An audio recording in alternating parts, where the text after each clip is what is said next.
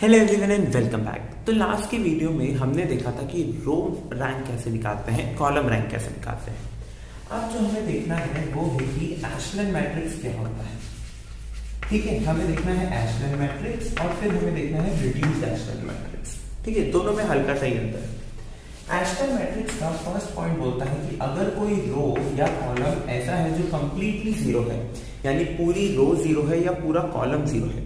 ठीक है, यूजुअली हम बात करेंगे रो पर। ठीक है, कॉलम पर हम मान लेते हैं कि हमने बात कर ली। ठीक है, जो भी चीजें होती है हम यूजुअली रो पर डिस्कस करते हैं। तो अगर कोई रो कंप्लीटली जीरो है तो वो उस मैट्रिक्स की सबसे बॉटम पर आए, मैट्रिक्स की सबसे बॉटम पर आए, यानी क्या कि वो क्या बने, लास्ट रो बने। ठीक है, और सेकंड पॉइंट क्या बोलता है, सेकंड पॉइंट बोलता है कि अगर आपके पास सपोज R1 से लेके dot dot dot so on बहुत सारी रोज हैं किसी मैट्रिक्स में। ठीक है, तो उस मैट्रिक्स की हर रो का फर्स्ट नॉन जीरो एलिमेंट जो है, ठीक है, हर रो का फर्स्ट नॉन जीरो एलिमेंट जो है वो कैसे अपीयर होना चाहिए, वो कुछ इस तरह से अपीयर होना चाहिए कि अगर R1 का फर्स्ट एलिमेंट सपोज 1 है, R1 का फर्स्ट एलिमेंट सपोज 1 है, तो R2 का जो एलिमेंट है वो यहां नहीं होना चाहिए, वो 1 के इधर कहीं होना चाहिए, यानी इस कॉलम में नहीं होना चाहिए, इसके बाद किसी कॉलम में होना चाहिए। ऐसे जब हम R3 की बात करेंगे तो R3 का जो फर्स्ट नॉन जीरो एलिमेंट रहेगा वो R2 जिस रो कॉलम से शुरू हुआ है उस कॉलम में नहीं होना चाहिए, उसके आगे होना चाहिए। जैसे कि देखिए एक एग्जांपल देखते हैं। सपोज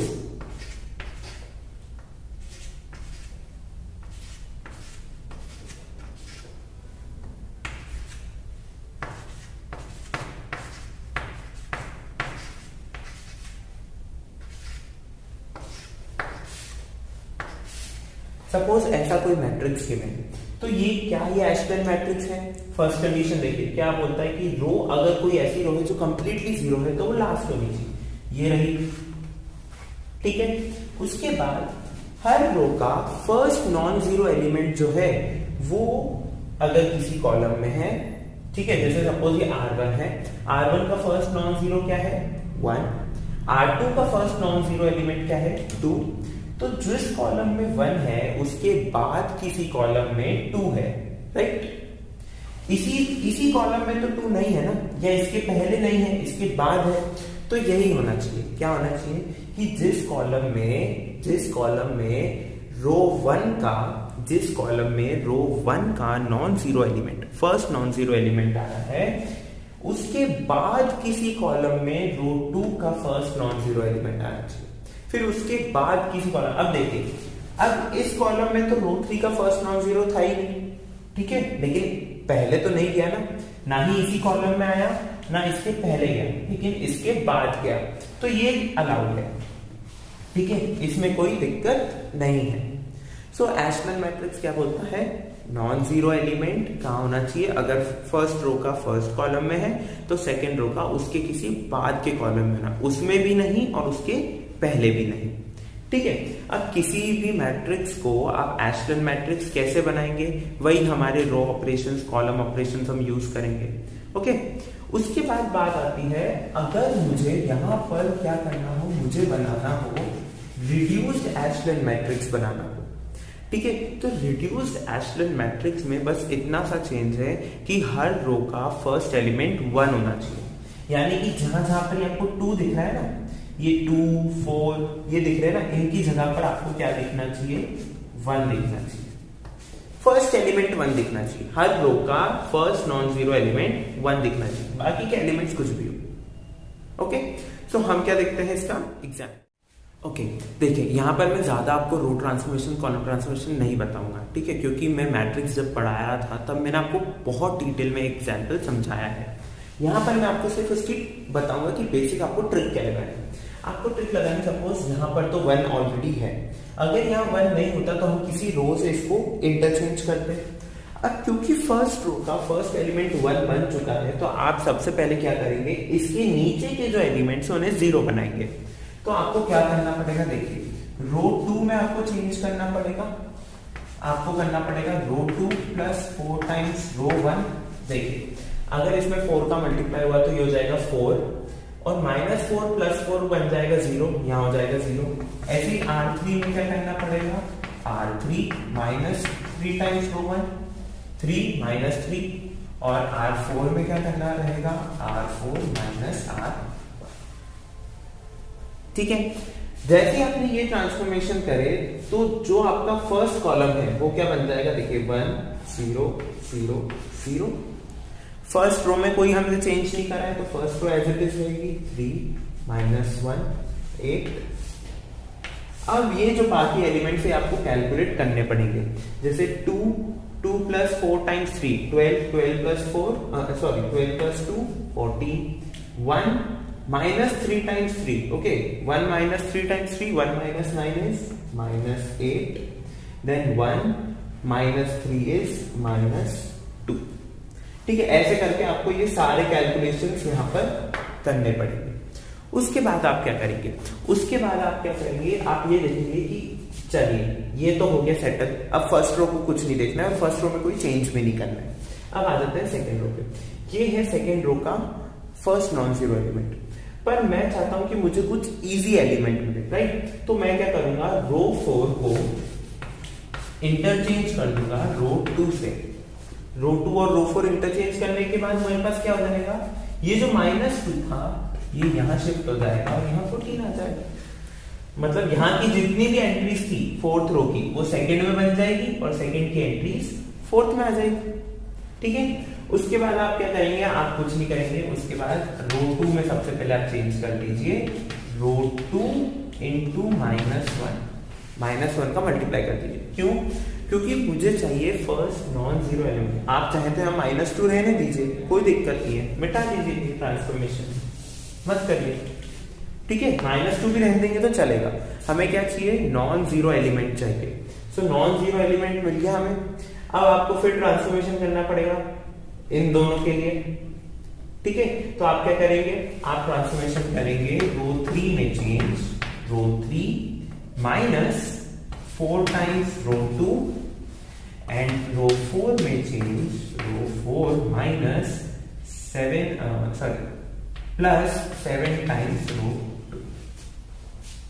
आप ये जैसे ही ट्रांसफॉर्मेशन करेंगे तो आपको यहां पर भी क्या मिल जाएगा, 0 0 मिल जाएगा, यहां 0 0 मिल जाएगा। फिर आप यहां देखेंगे थर्ड के लिए, फिर फोर्थ के लिए, ऐसे ही आपको कंटिन्यू करते जाना है। तो आपके पास फाइनल आंसर क्या आएगा, मैं वो लिख देता हूं। ठीक है, तो देखिए अगर आप इसे पूरा सॉल्व करेंगे और क्वेश्चन में पूछा गया है रिड्यूस एशरन मैट्रिक्स।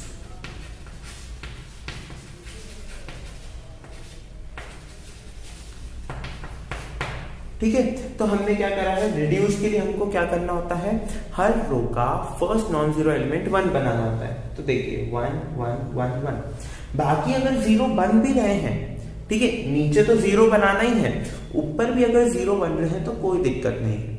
ठीक है, आपको ट्रांसफॉर्मेशंस आते ही हैं, आप उन ट्रांसफॉर्मेशंस को अप्लाई करिए और इसको सॉल्व कर दीजिए। तो अब एशरन मैट्रिक्स की हेल्प से हमें करना क्या है, हमें वापस निकालना क्या है, रैंक ही निकालना है। मैंने आपको बताया था ये सिंबल होता है रैंक का। ठीक है, तो एशरन मैट्रिक्स की हेल्प से भी आपको निकालना क्या रहेगा कि रैंक क्या है किसी मैट्रिक्स की। अब रैंक निकालने के लिए वापस वही देखना होगा कि कितने लीनियरली इंडिपेंडेंट या डिपेंडेंट कॉलम्स हैं। तो यहां पर आप अगर ध्यान से देखें तो कोई भी ऐसा रो या कॉलम जो भी आप देखना चाहें, क्योंकि यहाँ पर रो के रिस्पेक्ट में हमने ट्रांसफॉर्मेशन किया है तो हम रो देखते हैं। आप अगर ध्यान से देखें तो कोई भी ऐसी रो नहीं है कि जिसका अगर मैं किसी दूसरी रो के टर्म्स में लिख सकूं। ठीक है, क्या रो 1 ऐसा है कि इनको मैं इस टर्म्स में लिख सकता हूं, नहीं, क्योंकि यहां पर तो 0 0 0 है। अगर मैं इसको प्लस भी कर दूंगा तो यहां 1 बन जाएगा, अगर मैं इसको माइनस कर दूंगा तो यहां -1 बन जाएगा, और अगर कुछ स्केलर मल्टीप्लिकेशन किया तो वो नंबर आ जाएगा। तो इसी तरह से सारे कॉलम्स क्या है, सारी रोज क्या है, लीनियरली इंडिपेंडेंट है। तो मैट्रिक्स की रैंक क्या है, मैट्रिक्स की रैंक है 4। ठीक है, इसी तरह से आप किसी दूसरे क्वेश्चन को सॉल्व कर लेंगे। देखिए सपोज आपका क्वेश्चन है 1 2 3, सपोज चलिए यहाँ पर अपन बदल देते हैं, यहाँ पर देते हैं 4 2 3 एंड 6 कर देते हैं। ठीक है, तो मैंने क्या करा, मैंने पहले तो अप्लाई किया कि रोज को चेंज कर दिया। सो 2 6 4 3। फिर मैंने रो 1 में क्या अप्लाई किया, रो 1 में रो 2 में अप्लाई किया माइनस ऑफ 2 टाइम्स रो 1। तो 2 6 का एज इट इज, यहां 0 और 3 माइनस 2 टाइम्स 6, 3 माइनस 12 इज -9। ठीक है, अब देखिए ये जो है ये अपना एशलन फॉर्म में आ चुका है। अगर आप इसको और रिड्यूस्ड एशलन में लाना चाहते हैं तो क्या करेंगे, हम फर्स्ट रो में 2 का डिवाइड कर देते हैं, क्या बन जाएगा 1 3 0। और सेकेंड रो में देखिए, फर्स्ट रो में तो हमने 2 का डिवाइड कर दिया, सेकेंड रो में आप डिवाइड कर दीजिए -1/9 का, तो क्या आ जाएगा 0 1।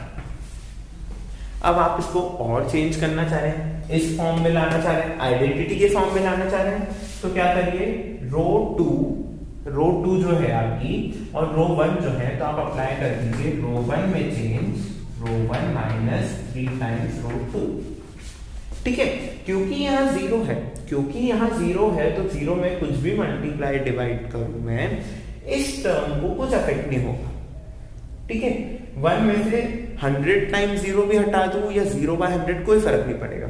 सो अगर लेकिन 3 में से 1 into 3, देखिए रो 1 यानी 3 माइनस 3 टाइम्स रो 2, फिर क्या बन जाएगा 1 0 0 1।